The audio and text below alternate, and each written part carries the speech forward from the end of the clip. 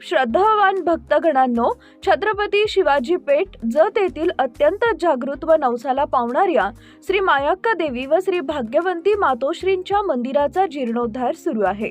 या पवित्र कार्यात भक्तिभावानं सहभागी व्हा। तुमची छोटीशी देणगी ही देवीच्या कार्याला मोठं बळ देईल। संपर्क बसवराज महाराज अलगूर, फोन पे गुगल पे 97 67 27 22 77। देवी भक्तांनी एकत्र येऊन हे पुण्य कार्य यशस्वी करावे ही नम्र विनंती। नमस्कार, मी मेघा जगताप, बीबीएम न्यूज मध्ये आपल्या सर्वांचं स्वागत। पाहूया आजच्या घडामोडी।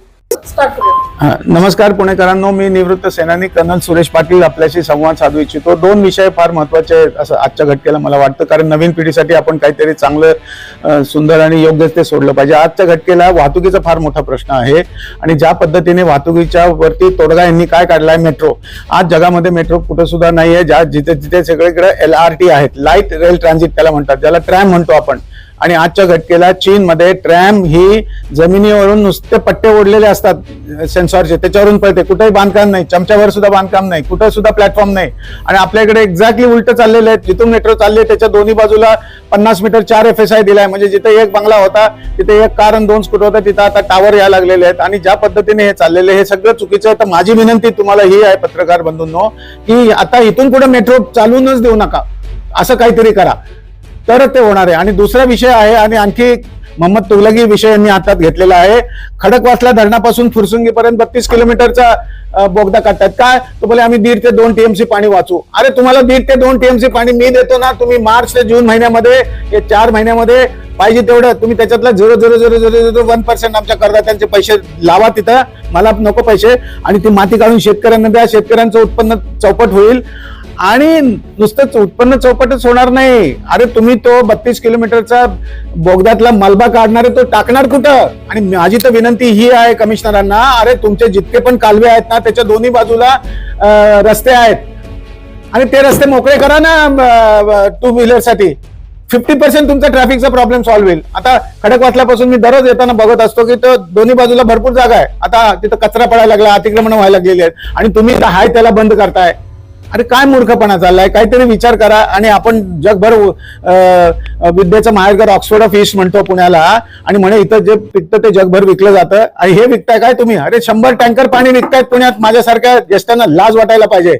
आपण पाणी मिळू शकत नाही फ्री, तर तुम्ही बघितलं त्या महिला कशा रडतायत, बिचाऱ्या हांडे घेऊन 4-4 किलोमीटर फिरतायत, लाज वाटायला पाहिजे आम्हाला। आणि आम्ही एअर कंडिशन ऑफिसमध्ये मस्तपैकी 3-3, 4-4 लाख पगार घेतो आणि माझ्या 5 स्टार मध्ये जाऊन एअर कंडिशन मध्ये राहतो। काय मला दुःख होतं सर्वसामान्य माणसाचं, आणि 70% जनता आमची बिचारी ज्या पद्धतीने चाललेली आहे ते दुःख होतं। आणि विशेष म्हणजे पाणी, सर शिवाजीराव तुम्ही विचारला प्रश्न, अहो 60 ते 70% जमिनीला पाणीच मिळत नाही इरिगेशनसाठी, सगळं पाणी बोंबलत समुद्रात होऊन जाते, एक चमचाभर पाणी सुद्धा साठत नाही। अरे तुम्ही घ्या ना चायनाची 2 उदाहरणं, चायनामध्ये कशी ती LRT पळते, चायनामध्ये कसं त्यांनी पाणी अडवून कसं व्यवस्थित त्यांचं मॅनेजमेंट आहे।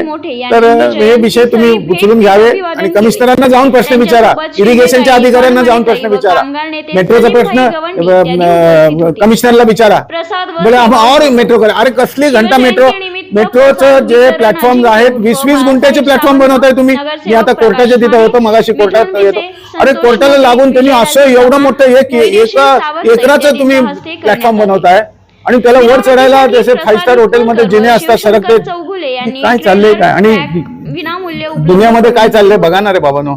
जयंती उत्सव समितीचे आयोजक नाव आणि एवढं सगळं स्ट्रक्चर उभं राहिलं, अजिंक्य उर्फ बाळ सावंत, श्री सुमित मोडक, मला जाग नाही आली, मी 15 वर्षापूर्वी याच्यावरती विरोध केला, आंदोलन केलं, हे जुना आहे। आणि दुसरी गोष्ट, इथून पुढे सुद्धा तुम्ही नका करू, जे आहे झालं तेवढं वापरा, याच्या पुढे नका वापरू, वाचवा ना इथून पुढे पैसे, करदात्यांचे पैसे।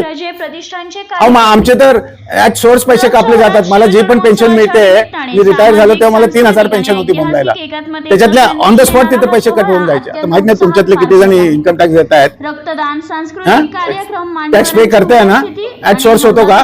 नाही, ऍट सोर्स व्हायला पाहिजे, स्वतःहून कुणीच नाही देत नाही। अरे बाजारात मी जायचो सुरुवातीला तर तुमच्यासारखे शिवाजीराव मित्र ते म्हणायचे, कर्नल साहेब आपको थप्पड़ चाहिए ना, जय शिवराय, तो पहिले 10 रुपये दे साबुन से हाथ धोने के। अरे ज्याला थप्पड़ कुणीच मारायला तयार नाही, आता कोण पैसे देईल स्वतःचे? कुणी देत नाही। म्हणून मला घर विकावं लागलं. माझा साळुंकेवरचा 3 बेडरूमचा फ्लॅट विकला. आता हा मूर्खपणा आहे. तुम्ही म्हणा जायला पागल आहे, कर्नल को दिमाग नाहीये. मी भाड्याच्या घरात राहतो 100 रुपये देऊन गेले 35 वर्ष. हे का सांगायचंय तर दुःख होतं. आणि जे जलसंपदा मंत्री 30 वर्ष होते ते एकदा सुद्धा आमच्याकडे आले नाहीत. आणि अमेरिकेतले लोक कौतुक करून गेले. चला भविष्यात